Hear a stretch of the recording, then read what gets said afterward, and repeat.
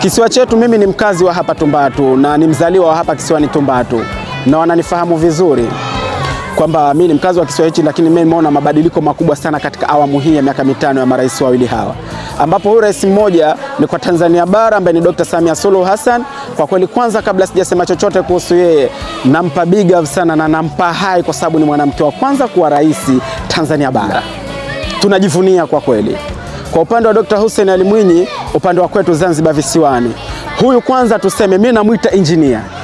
Jambo la kwanza ni muite engineer. Pamoja na elimu nyingine yote ya kiuongozi alionayo na hekima Allah alizompa, mimi namuita engineer. Hii saluti kwake. Hii ni saluti kwako Dr. Hussein Ali Mwinyi, kwa sababu una makubwa unayoyafanya na Mungu amekujalia una akili kubwa. Nasema kusema wewe moja kwa moja, sisemi kwa kumsemea mwingine. Yani una akili kubwa na Allah namuomba akujalia kuongeza elimu, ukilala ukiamka uwe na mabadiliko ya kifikra na utendaji zaidi ya huu unaofa. Mama Samia Suluhu Hassan ana akili, Dr. Hussein Ali Mwinyi ana akili, wana utendaji bora. Tumeona kwa hivi vipindi vichache vya miaka minne ambayo wameongoza mpaka leo hii mambo makubwa yanayofanyika. Tanzania bara kuna maendeleo makubwa. Zanzibar visiwani kwa upande wa Dr. Hussein Ali Mwinyi kuna maendeleo makubwa, na hususan naizungumzia Tumbatu, manake ndo ninayaona mabadiliko, si kwa kuhadisiwa kwa macho yangu, ninayaona. Mimi nasema hii ni respect, narudisha tena kwa marais wangu nyinyi wawili.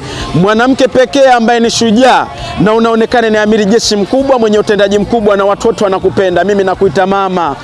Hii ina ishara ya vidole vitano, lakini ina maana ya kwamba hizi ni nini? Miaka mitano tena kwa nyote. Kwa hiyo nina kila sababu ya kusema kwamba Allah akitujalia tarehe 29 Oktoba kura zitiki kwa Dr. Hussein Ali Mwinyi na Mama Samia Suluhu Hassan.